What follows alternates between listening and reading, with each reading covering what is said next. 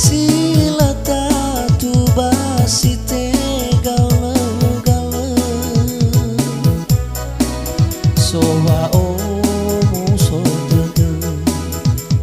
itarya abu dede ifa soli solia fa afuhe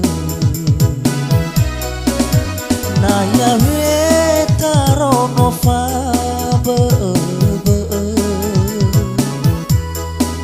sowa afai huda dau mahalawa andre nata seralefu nota kama gohite goita bali afaya wasa dede haraza kite ngasih ogete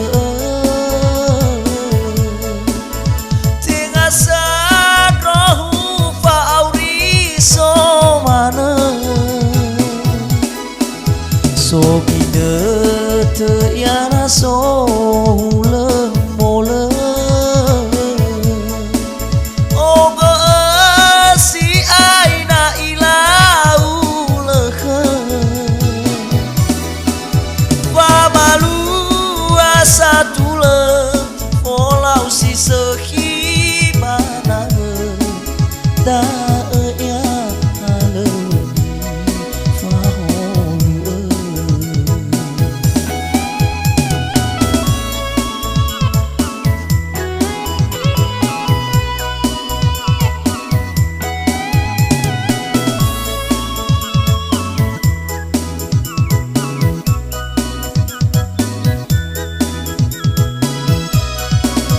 naya wetarono fa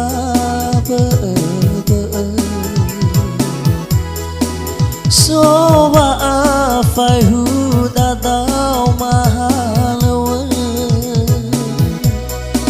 andre nata seralefu nota khama gohite boita bali afaya wasa dede haraza kite ngasih ogete tingasa rohu fa auri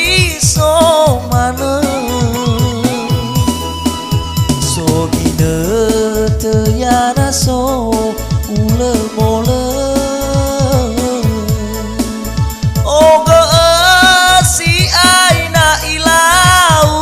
lekhe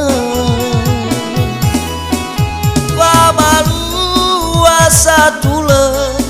olau si sehibana da ya haleni fa haraza kite ngasih ogete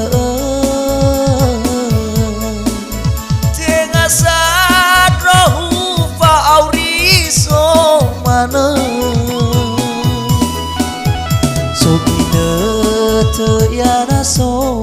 hule mole oga si aina ilau lekhe pamalu asatule olau si sehibana da